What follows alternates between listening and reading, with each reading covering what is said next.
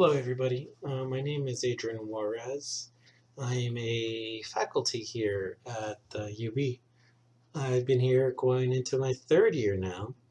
Um, I am doing a couple of lectures for NJC 501.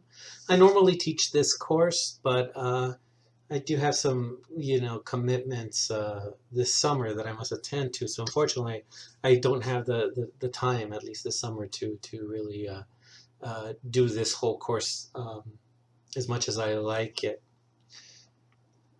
So I guess a little bit about me. Um, I'll start with my formal education. I am a graduate of the University of Southern California, class of 201, or 2001, excuse me. So as you can see here, though, as much as my school tries to be the academic center that you see here in this vintage postcard, it really is a football school, hence the picture on the right. I finished my formal education. I did get my doctoral degree in nursing from New York University, and that wasn't too long ago. That was actually in 2012. I've been out for a while, but definitely not long enough. Um, to move on into my clinical experience, actually, I think I've had quite an interesting trek. I do like to say that my passion lies in public health, and I did start as as a fresh graduate as a baby nurse. I did start as a public health nurse in Los Angeles County. But back then, in at the turn of the 21st century, there was something called a nursing shortage. And when you're a county employee, um, they pretty much let you know where you're best needed. So they best needed me at the hospital, which was General Hospital. And you can see General Hospital really does look like that. And that's on the left.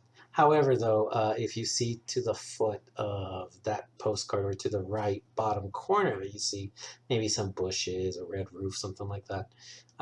That's where the new hospital is. So for those of you that either are from Southern California or have maybe passed by fairly recently in the past 5, maybe 8, 10 years. I'm not even sure anymore. But yeah, the new hospital would be there. However, this old hospital where I practiced at for many years, where I gained most of my skills as a critical care nurse in a neurosurgical ICU, was in that very hospital. So it's near and dear to my heart to say. So on the right is where that's the last time that I really had true bedside um, clinical experiences as an ICU nurse. As you can see, I practiced on the Texas border, and it was in a place called El Paso, Texas. And obviously, that's another vintage postcard. But if you see the little buildings on off to the right, you would see that in there would be the hospital, and maybe 50 years later, 60 years later, would be the hospital that I practiced at for a couple of years before I went to actually graduate school at NYU. Just a side note, I am from that very area on the Texas border, so I am from El Paso, Texas.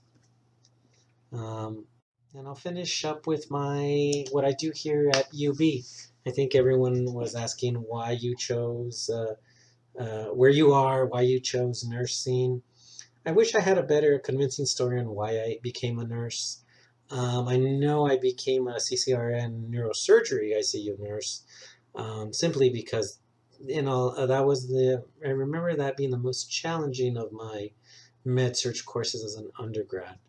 So I decided to challenge myself. And back in the day, there was actually a formal training for ICU nurses and CCRNs. So, it was something like a 3 to 6 month preceptorship. I can't even remember, which I completed and started practicing. But going back to this research trajectory and going back to my love for public health nursing, I do consider myself a public health nurse. And as you can see to the left here, that's a picture of the HIV, or the human immunodeficiency virus. It's remarkable how that little tiny virus does so much damage. So I do call myself an HIV researcher. The public health aspect of of my research is how HIV is either contracted, passed on, how it's controlled, so on and so forth. And I'd like to really focus in marginalized communities, whether it be a race, ethnicity marginalization, gender marginalization, or even population groups with socioeconomic status marginalization. My current work right now does focus in the transgender community. So I'm basically looking at what keeps trans individuals in and out of healthcare settings, whatever they may look like, whether it be clinics, tents, Winnebagos, whatever it is. But anyway, so I'd like to see why they continue to have such a disparity and poor outcomes as compared to many, many other groups who are actually doing very, very well 30 years into this epidemic. That's a little side note here. This is from actually a good book written in Spanish. It's basically a photo documentary of trans Mexicans, actually in the country of Mexico, and that's where I do most of my work. Actually, if not in Mexico, it's on the Texas border or the southern border, but I do have an emphasis on the Texas border. As you can see here, this is a trans Latino, trans Mexican, uh, uh, who identifies as male. As you can see, these are the surgical scars, the mastectomies, hormone treatments, as you can see with the hair. So I tend to focus in that population group at this time.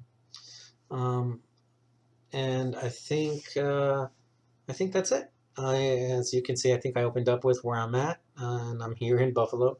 And if you have any questions, concerns, don't hesitate to get a hold of me.